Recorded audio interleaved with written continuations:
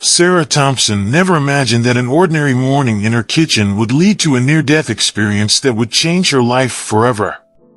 After suffering a sudden breakdown, she was transported to a place between life and death, where she reunited with her deceased parents and faced devastating truths about human suffering. What did her parents want to reveal to her? Why does the world seem to be stuck in a cycle of pain and war? As Sarah witnesses scenes that challenge everything she believed, an unsettling question arises: can her small choices really change everyone's destiny?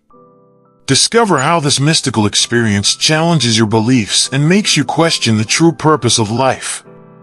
What did Sarah see on the other side, and how will it transform her journey back to reality? Sarah Thompson, a 38-year-old woman, lived a simple, quiet life in Cedar Hill, Ohio. She was married to Mark, a civil engineer, and together they had 2 children, Emma aged 10 and Jake aged 7. Sarah worked as a history teacher at a local school, a career she loved, but her true passion was her family. Her mornings were dedicated to getting her children ready for school, and her evenings were spent taking care of the house and spending time with them. Between her daily tasks, Sarah found small moments of peace in her routine. However, despite her life seeming stable, Sarah carried a deep pain within her. Her parents had died in a tragic car accident 5 years earlier, and since then, she had felt a constant emptiness. No matter how hard he tried, the longing for their conversations and their presence was unbearable. In lonely moments, when the house was silent and the children were asleep, she used to look at old photos and wonder what her life would be like if they were still around. The loss left deep scars, and at times, she felt as if she was just existing, not living. Sarah was also a woman of faith. She grew up in a Christian family, and this comforted her in her deepest pain. He went to church every Sunday, took his children to Sunday school, and got involved in the activities of the religious community. However, lately, she had been questioning herself more about suffering.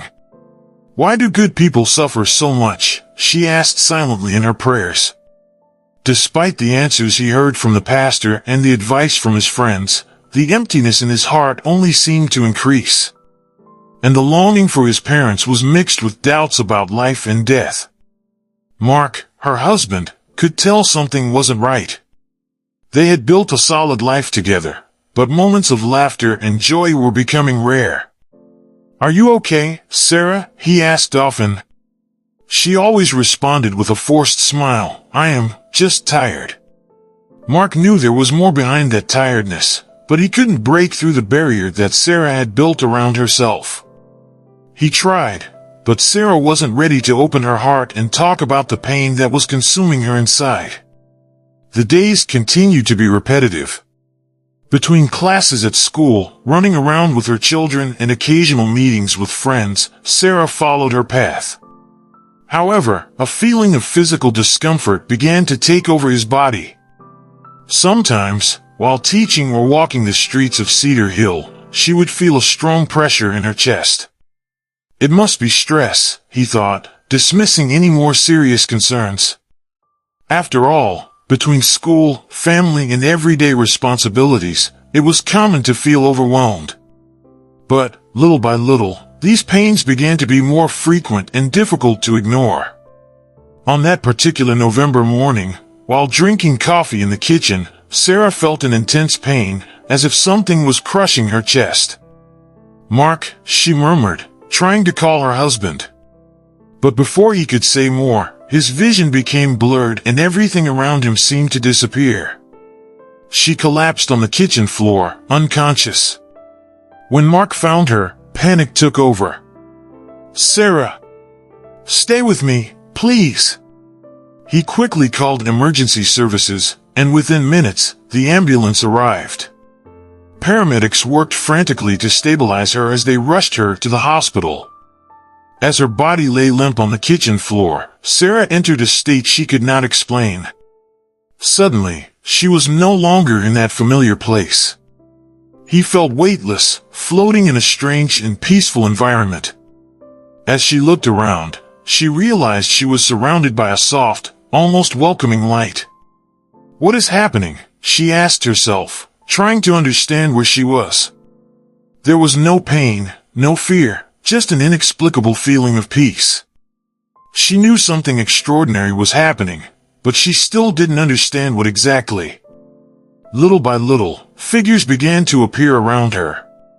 At first, they were just figures, but as they got closer, she could clearly see their faces. "Mom? Dad," Sarah whispered in disbelief. Her parents, who had passed away years before, were there, smiling at her. "We're here, honey," her mother said, her voice soft and full of love. Tears began to stream down Sarah's face, but they weren't tears of sadness, they were tears of relief and joy.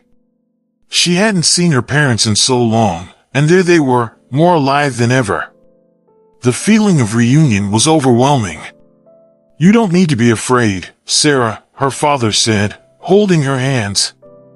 "We are here to guide you." Sarah looked around, and other familiar faces began to appear. Grandparents, uncles, friends who had already left, all there, gathered in a space that seemed to exist outside of time and space. The room was enveloped in golden light, and the atmosphere was one of profound peace and acceptance. "Is this heaven?" Sarah thought to herself. But before he could ask any more questions, his mother looked deeply into his eyes and said, "There are things you need to understand."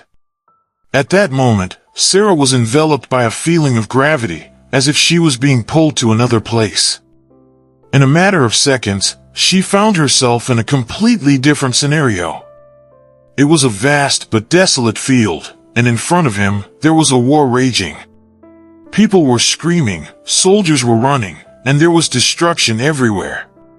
"Why am I seeing this?" she asked, shocked, as her mother appeared at her side again. "This is the suffering of humanity, Sarah. The world is in constant conflict, and the karma we carry contributes to this pain. But you need to understand why."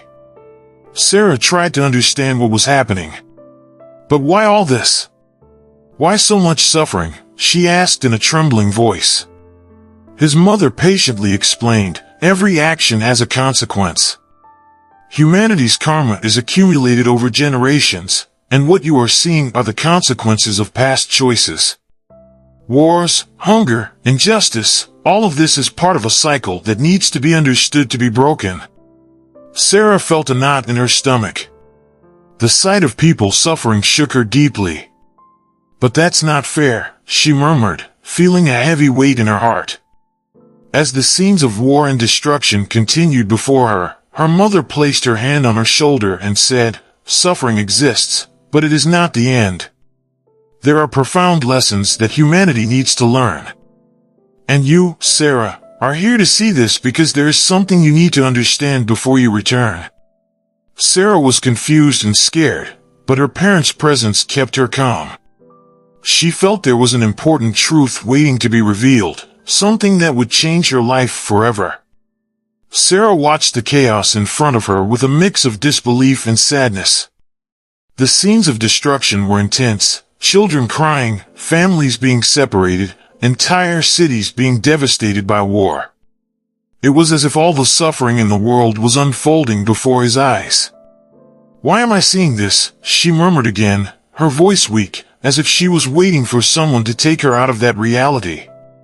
Her mother, always calm and collected, replied, "Because, Sarah, you need to understand the pain of humanity to understand the role each of us plays in it." "But I'm not part of it!" Sarah exclaimed, confused and frustrated. She couldn't understand why she was being forced to see such suffering. "I just want to live my life, be a good mother, a good wife. I didn't do anything to deserve to see this." His father approached, touching his shoulder affectionately. "We are all connected, Sarah. The suffering of one is the suffering of all. What you are seeing is not a punishment, but a lesson. You need to understand that even in your quiet life, you are part of something bigger." Her father's words were harsh, but she knew there was a deep truth in them. Sarah looked back at the battlefield, trying to absorb the magnitude of what she saw. And what can I do? How can an ordinary person change this?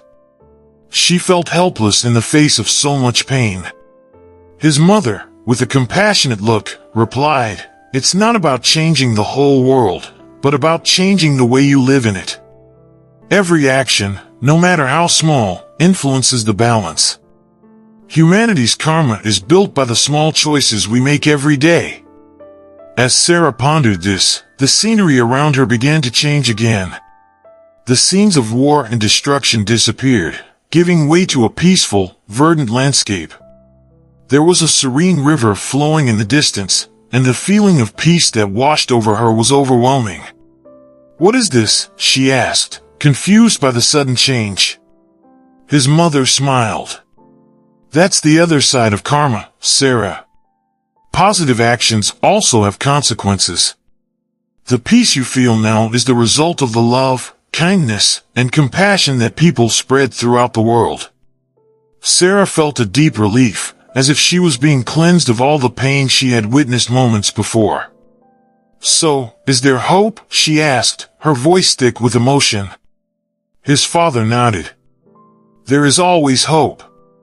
But we must understand that suffering and peace are parts of the same cycle. It is up to each of us to choose how we want to contribute to this cycle. Life is not just about surviving, but about learning, evolving, and contribute to the greater good." Sarah felt her tears flow. The revelation was simple but profound. Suddenly, Sarah began to feel her body being pulled again, as if she was being called back into the physical world. "No! I'm not ready to go back yet," she cried, clinging to her mother's hand. "I still have so many questions. I don't want to lose this feeling of peace." Her mother looked at her tenderly and said, "You still have time, Sarah. Your journey on earth is not over. But remember what you learned here. Use that knowledge to live with more purpose and compassion. We are always with you, even who can't see us." And with those words, the world around Sarah began to disappear. The golden light faded into shadows, and she felt her body being dragged back into the darkness.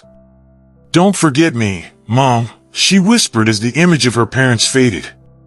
"Never," was the last word she heard before being swallowed by total darkness. Sarah felt pulled back to the battlefield, where chaos still reigned. She was in the middle of the devastation, and her heart sank with each scene she witnessed. Men and women fought in vain, faces of despair mixed with the sound of screams and explosions. "Why is this happening? Why is suffering so present?" She screamed, without waiting for a response, feeling suffocated by the pain she was witnessing. His parents appeared at his side again, their expressions calm but serious. "It's part of the cycle, Sarah," her mother said. "The suffering you see is caused by fear, by greed, by ignorance, but also by the choices we make." Sarah could hardly believe her eyes. "But why do some people suffer so much while others seem to go through life unscathed? That's not fair." His voice shook, his eyes fixed on the scenes of destruction. His father, by his side, responded in a deep voice, but full of wisdom. "Suffering may seem unfair, but it is part of learning. The karma that humanity carries is the reflection of the collective choices we have made throughout the ages. Wars, diseases, poverty, all of this is the result of the imbalance caused by past actions." Sarah shook her head, still unable to fully accept that reality. "But I always tried to do good.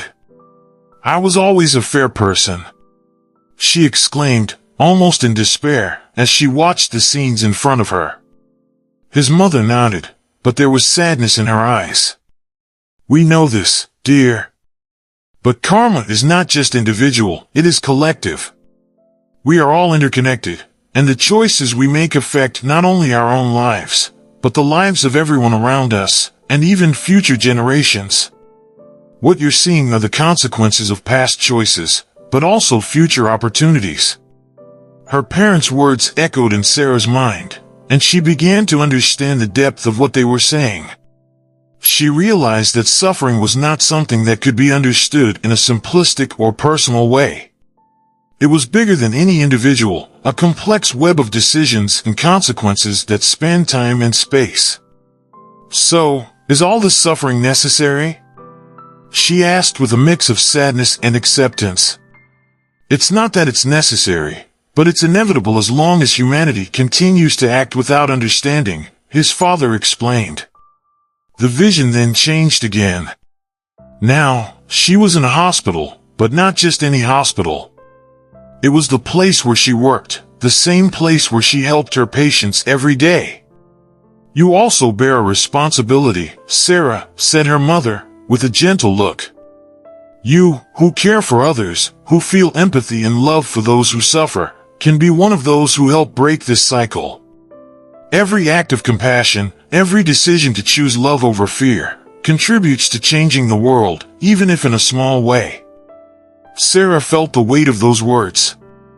At that moment, she understood something she had never realized before. Her life, her actions, no matter how simple they were, had a much greater impact than she imagined.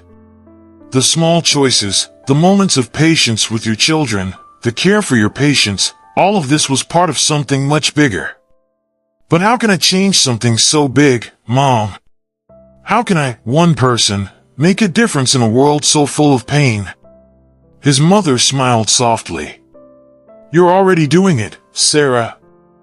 And now that you understand the impact of your actions, you can do even more. Her mother's words echoed in Sarah's heart.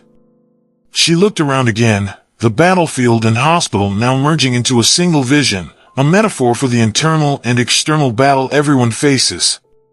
Suffering exists, but it can be transformed, his father added. You are here to see this because you have a mission. Pain does not define the end, but a path to evolution. Each time you choose love, compassion, and forgiveness, you are breaking this cycle, even if you don't see it results immediately. As his parents' words echoed in his heart, the landscape around him began to change again. Sarah found herself in an empty space, lit only by a soft, reassuring light. She was alone now, but a sense of peace filled the air. A new understanding began to form within her, as if the experience she had just had revealed something that had always been there, but that she had never been able to fully see. The suffering, the love, the choices, everything was connected. What does this all mean to me? Sarah asked aloud, still trying to process everything she had seen and felt. Suddenly, a figure appeared in front of her, not a person she knew, but a serene and majestic presence, shrouded in light. You have been shown the truth, Sarah, the figure said, his voice echoing with a deep calm. Now you understand the impact of human actions, both good and bad. The suffering you saw is not a punishment, but a reflection of the choices we all make over time. The figure continued, you have a role to play, as everyone does. The difference is in your conscience. Now, you know. Every act of compassion you offer, every time you choose forgiveness over anger, you help to ease the burden of humanity's karma. Don't underestimate the power of small choices, as they shape the destiny of the world. Sarah was silent, absorbing the depth of those words. It was as if everything finally had a meaning, as if his life, once so ordinary, had a much greater purpose. But how can I know if I'm doing the right thing? How can I be sure my actions are really making a difference? Sarah asked, her voice shaky, full of uncertainty. The figure smiled gently. You don't need certainty. Life is full of uncertainty, but the truth lies in your heart. When you act with love and compassion, when you put others before yourself, you are on the right path. Trust what you feel, and the universe will take care of the rest. The figure's words brought Sarah an inexplicable peace. She felt as if all the weight she had been carrying had been lifted from her shoulders. So, this is my mission? To choose love, every day? The figure nodded, slowly disappearing into the soft light. Yes, Sarah. That is the mission for all of us. And now you are ready to go back and continue your journey. Sarah didn't know how or why, but she felt completely at peace with that answer. For the first time in years, she knew exactly what she needed to do. At that moment, she began to feel her body again, as if she were being pulled back into the physical world. The warmth of the kitchen, the familiar feel of the floor beneath her feet, it all began to slowly return. But what about my parents, she thought, almost in panic. I don't want to leave them again. One last time, she heard her mother's soft voice. We will always be with you, Sarah, even if you can't see us. You are never alone. The light around her dissipated completely, and Sarah felt herself being plunged back into reality. The feeling of peace still enveloped her, but now there was a renewed clarity in her heart. She knew there was something important waiting for her in the world of the living. Something she needed to do. Sarah slowly opened her eyes, feeling her body again, as if emerging from a deep, restful sleep. The muffled sound of medical equipment and the soft hum of the heart monitor filled her ears, reminding her that she was back in the hospital. The cold light of the fluorescent lights above her was a sharp contrast to the soft glow that had enveloped her moments before. She blinked a few times, trying to adjust her vision and understand where she was. You're awake, said a familiar voice. Mark, her husband, was sitting next to the bed, holding her hand firmly. What happened? Sarah asked, still feeling disoriented. She vaguely remembered the breakdown in the kitchen, the pain in her chest, and then, that experience. You passed out at home. The doctors said it was a heart attack, but you're fine now. They managed to stabilize you in time. Mark looked relieved, but there was a hint of worry in his eyes. We almost lost you, Sarah, he said, his voice shaking. She squeezed his hand, feeling the gravity of his words, but there was something deeper inside her now. Something that made her see the world differently. I saw my parents, Mark, Sarah said, her voice soft but full of certainty. Mark looked at her, confused. What? She took a deep breath, trying to find the right words to describe what she had just experienced. I saw them, and they showed me things. Things about the world, about suffering, about how everything is connected. It was real. Mark frowned, clearly trying to understand. You were unconscious, Sarah. Maybe it was a dream. But she knew it wasn't. It wasn't a dream. No, it was more than that. I know what I saw. And it changed everything. As Sarah tried to explain the depth of the experience, she felt a new clarity emerge. Mark, we need to live differently, she said suddenly. What we do here, even the little things, they have an impact that goes far beyond what we can see. The world is full of suffering, but also of hope. I've seen it. And now, I know we can make a difference, even if it's in a small way. Mark still looked confused, but there was something about Sarah's determination that made him listen more carefully. I was there, Mark. Somewhere between life and death, and what I saw was, it was beyond anything I could imagine. The suffering I witnessed was immense, but there was also a chance of healing. It all depends on the choices we make every day. She squeezed his hand tighter, her eyes fixed on his.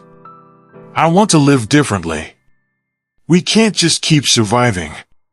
We need to do more, be more. For ourselves, for our children, for the world. Sarah's words resonated deeply with Mark. He wasn't sure if he believed the supernatural experience she said she had, but he could see the change in her eyes. Something about her had changed forever. If that's what you believe, then I'm with you, he said, his voice firm but gentle. We can do this together. Sarah smiled, feeling her husband's unconditional support, but knowing that this journey was something she would need to take in a very personal way. As the hospital lights flickered above her, Sarah closed her eyes for a moment, reliving her mother's last words. You're never alone. She knew that experience had changed her forever. And now, back in the world of the living, she was ready to make the choices that really mattered. In the days following her recovery, Sarah couldn't stop thinking about her experience. Although he was physically stable, his mind was deep in thought. She knew that what she had seen and felt was not just a hallucination or a dream. The images of war, of suffering, of his parents' words, and of the mysterious figures shrouded in light were engraved in his soul. She felt transformed. I felt that this journey beyond life had a clear purpose, and that I couldn't simply ignore what I had learned. Sarah tried to explain to her children, Emma and Jake, what had happened to her. It wasn't easy, because as a mother, her instinct was to protect them from the harsher realities of life. But she felt she needed to share some of that wisdom she had gained. Kids, sometimes life is hard. We see bad things happening in the world, but that doesn't mean we should lose hope. Every choice we make, even the small ones, can change everything around us. And that's what makes us different. We can choose the good, every day, he said, while stroking Jake's hair, who was listening attentively. To her children, Sarah's words still seemed confusing, but she knew that, over time, they would understand. She also shared her experience with some close friends, and reactions were mixed. Some were deeply moved, believing that she had had true contact with the afterlife. Others, like her best friend Karen, were skeptical. Do you really think it was a real experience? It could have just been her brain trying to deal with the trauma, Karen argued, worried about Sarah's emotional state. But Sarah knew. She knew that what she had experienced was real, and that it had changed her profoundly. At school, where Sarah taught history, she also began to see the world from a new perspective. Before, I taught about wars, conflicts, and tragedies with a more objective and distant view, focused on facts. But now, his teachings came with a different emotional depth. When talking about World War II to her students, for example, she encouraged them to reflect on the choices people made at that time. Do you think that if more people had chosen peace over violence, history would have been different? She asked, sparking deeper discussions in the classroom. At the same time, Sarah began to embrace changes in her own life. Small gestures of kindness that might have seemed insignificant before now took on a new meaning for her. She began volunteering more in her community, helping at shelters and organizing charity drives at school. For Sarah, these actions were about more than simply helping others. It was his way of trying to heal collective karma, a small but significant step toward healing the world. She knew she couldn't change everything alone, but that her choices could make a difference. At home, the dynamic with Mark also changed. He supported her in her new convictions, even though he was still trying to fully understand the depth of what Sarah had experienced.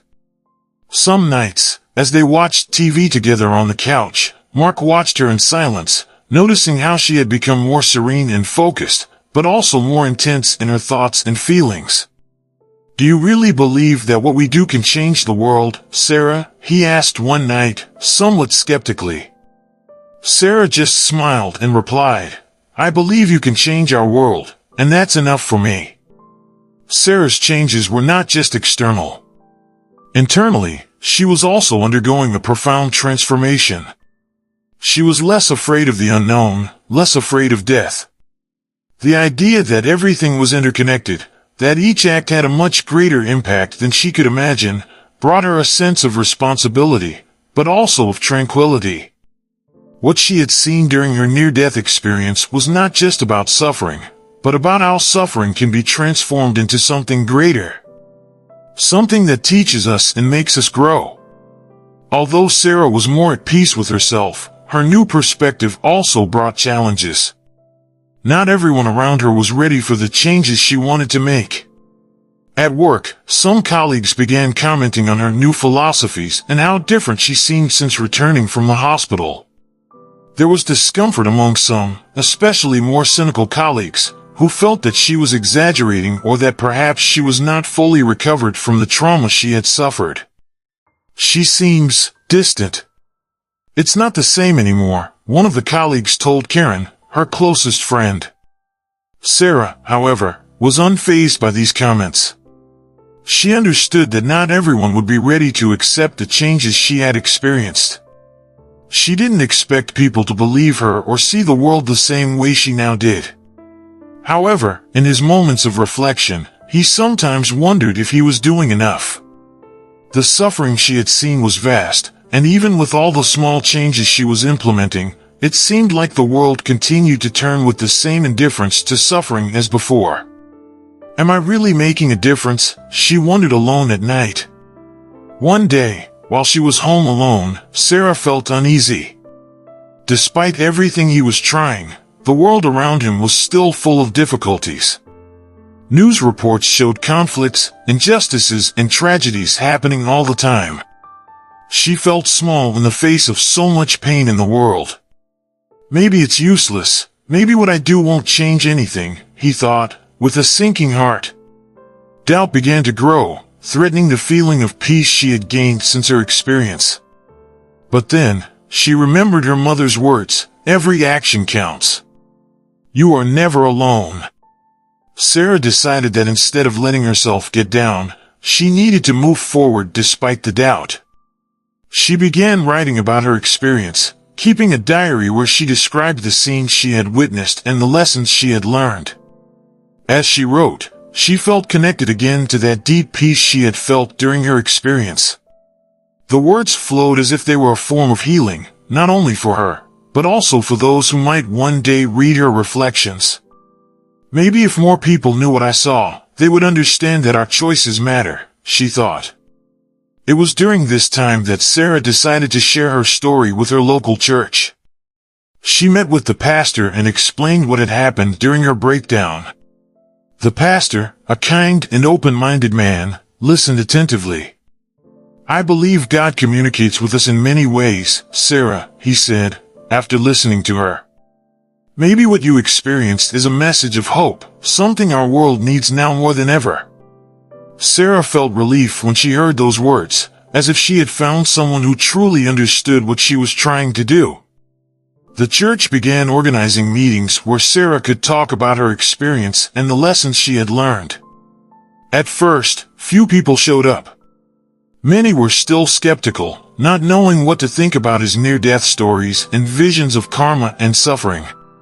But as she shared more, her sincerity and passion began to touch people. Soon, more community members began to participate, reflecting on their own lives and choices. "You made me think about what I'm doing with my time here," a woman told Sarah after one of these meetings. "Maybe I need to change some things too." Slowly, Sarah began to realize that despite her doubts and challenges, she was, in fact, making a difference. It wasn't something big or immediate, but every small gesture, every conversation, every act of compassion was, in some way, influencing the people around them. Maybe this is it, he thought. Maybe it's not about changing the whole world at once, but about planting small seeds of change in the people we meet. A few months into her experience, Sarah often found herself reflecting on what she had learned and how her life had changed since then. The peace he had felt in that place of light was still present, albeit with the natural ups and downs of everyday life. But one thing was clear, she would never see the world the same way again. The suffering that once frightened her was now something she understood more deeply. "I knew I was part of a larger cycle, but I also knew that this cycle could be broken through love, compassion, and conscious choices." During a quiet afternoon at home, Sarah was sitting on the porch, watching her children play in the yard. Emma and Jake ran, laughing, without worrying. Actions, and Sarah felt a deep gratitude for being there to watch them grow. "I might not be here anymore," he thought, remembering his heart attack and how he was on the verge of death. But instead of feeling fear, she felt a sense of purpose. "I'm here for a reason, and every day is a new opportunity to make a difference." Talking to Mark that evening, she shared her reflections. "I used to be so afraid of losing things, of all of this being taken away from me. But now, I see things differently. It's not about being afraid of what's going to happen, but about taking advantage of what we have and using it for something bigger. Mark nodded, realizing how much Sarah had changed. "You really look different," he said, smiling. "And I think that's a good thing. We all need a little of your new way of seeing the world." The conversation with Mark brought to light a new layer of understanding for Sarah. She realized that what really mattered was not what she had seen or learned during her near-death experience, but how she applied it to her life now. Every small choice, every act of kindness, every moment of gratitude, all of it was a way to honor what she had experienced. She didn't need to save the world, she just needed to do her part, and that was enough. Sarah also began to realize that despite the transformation, she was still human. There were days when she felt overwhelmed, where doubt and frustration appeared. But now, instead of fighting these feelings, she welcomed them, knowing they were part of the growth process. She understood that suffering was an inevitable part of life, but that it didn't have to be the end. There was always an opportunity to learn, to grow, to make better choices. And that, for her, was the biggest lesson she had learned. As she reflected on all of this, Sarah felt a new lightness. His near-death experience had been frightening and intense, but it had also been a gift. An opportunity to see the world in a new light, to live more purposefully and to be more present to those around you. She knew that not everyone would believe what she had seen or felt, but that didn't matter. What mattered was how she lived from that moment on. Every day is a chance to start over, Sarah thought, watching the sun set. And with this new perspective, she felt ready for whatever life brought her next. The journey wasn't complete, but she knew she was on the right path. Sarah's near-death experience changed her life irreversibly. She knew that, before that day, her view of the world was limited, focused only on small, everyday concerns. Now, however, she had a much deeper understanding of the impact of her actions and how everything around her was interconnected. The suffering she witnessed, both in life and in death, was transformative, not something she ran away from, but something that made her want to act in a more conscious and loving way. Sarah's relationship with her children also transformed. She began to dedicate more time to listening to them, to truly being present in the moments they shared. Every laugh, every achievement, no matter how small, was a reason for celebration for her. She wanted her children to grow up knowing that their actions mattered, and that love and compassion were the most powerful forces they could choose. Emma and Jake, despite still being young, began to notice this change in their mother, feeling that there was something special in her new way of living. Mark, in turn, was also deeply influenced by Sarah's journey. Even without having lived the experience directly, he felt its impact on his wife and, consequently, on his own life. They began to have deeper conversations, reflect on their choices and value the time they spent together even more. The connection between them, which had once been good but ordinary, now felt stronger, more grounded in something greater than themselves. The love they shared now had a new meaning. In the community, Sarah also left her mark. The meetings he began organizing at the church attracted more and more people who were looking to understand how they could live more intentionally and compassionately. She didn't preach ready-made answers, nor did she try to convince anyone about her near-death experience. Instead, it offered a space for reflection, where people could explore their own beliefs and choices. "What matters is what you do with the time you have," she often said, her words echoing in hearts and minds. As the years passed, Sarah's experience that November afternoon continued to be a compass for her life. She was never afraid of death again, but she also didn't take life for granted.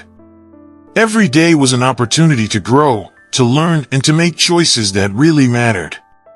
And most of all, she knew that no matter what happened, she was never alone. The connection with her parents, with the universe, with collective karma, was something that was beyond what she could see, but that she felt deeply. Looking back, Sarah saw her near-death experience not as an isolated event, but as the beginning of a journey that was still ongoing.